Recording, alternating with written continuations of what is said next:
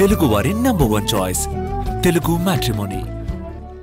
ఏపీలో crop politics ఓ రేంజ్లో సాగుతున్నాయి. రైతుల్ని కూటమి సర్కార్ రోడ్డున పడేసిందంటూ వైసీపీ దాడికి దిగింది. స్వయంగా జగన్ ఎంటర్ కావడంతో రాజకీయాలు రంజుగా మారాయి.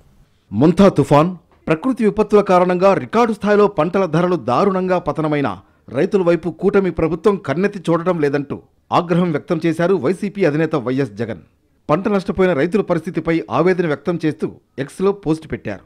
ప్రభుత్వం కారణంగా నెలకొన్న దారుణమైన పరిస్థితులను తట్టుకోలేక, ఏమాత్రం ఆసరా లేక రైతులు తాము వేసిన పంటలను తామే ట్రాక్టర్లతో దున్నివేసే పరిస్థితులు తీసుకొచ్చారని ఆరోపించారు.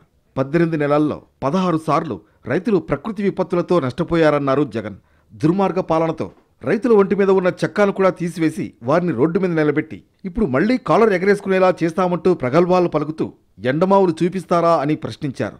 రైతుల కష్టాలు బాధలు కనిపించనీయకుండా, చర్చ జరగకుండా డైవర్షన్ పాలిటిక్స్ చేస్తున్నారని ఆరోపించారు. ఈ 18 నెలల కాలంలో రైతుల కోసం మీరు ఎప్పుడు నిలబడ్డారు, ఎక్కడ నిలబడ్డారు అని జగన్ నిలదీశారు. 3 విమానాలు, 6 హెలికాప్టర్లు, విదేశీ పర్యటనలు, వీకెండ్ హైదరాబాద్ యాత్రలతో దుబారాలకు, రాజకీయ కక్షలతో తప్పుడు కేసులు నడపడానికి ఎంచుకున్న లాయర్లకు కోట్లాది రూపాయలు తగలేస్తున్నారు. కానీ రైతులను ఆదుకోవడానికి మాత్రం మీకు మనసు రాదా అని జగన్ ప్రశ్నించారు. రైతులకు ఇవ్వాల్సిన 600 కోట్ల రూపాయల ఇన్పుట్ సబ్సిడీ బకాయిలు ఎప్పుడిస్తారు? తుఫాను కారణంగా నష్టపోయిన రైతులకు ఇన్పుట్ సబ్సిడీ ఎప్పుడిస్తారో కూడా చెప్పడం లేదన్నారు జగన్. అనంతపురం జిల్లాలో 40,000 ఎకరాల్లో అరటి సాగవుతుంది. 1,50,000 టన్నుల అరటిని విదేశాలకు ఎగుమతి చేస్తూ ఉంటారు. ఈ క్రాప్ ప్రకారమే 32 మండలాల్లోని 13,000 మంది రైతులు గ్రాండైన్ రకం టిష్యూ కల్చర్ అరటి పండించారు. పుట్లూరు మండలంలో అత్యధికంగా 6,985 ఎకరాల్లో వేశారు. శ్రీ సత్యసాయి జిల్లాలో 700 ఎకరాల్లో అరటి సాగైంది.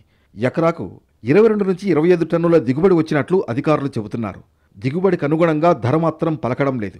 గెలలను కొనేందుకు వ్యాపారులు రావడం లేదు. కూలీ ఖర్చులు కూడా దక్కే పరిస్థితి లేకపోవడంతో పంటను పొలం మీదే వదిలేశారు రైతులు. దీనిపై స్పందించిన జగన్ ఎక్స్ వేదికగా ప్రభుత్వ తీరుపై మండిపడ్డారు.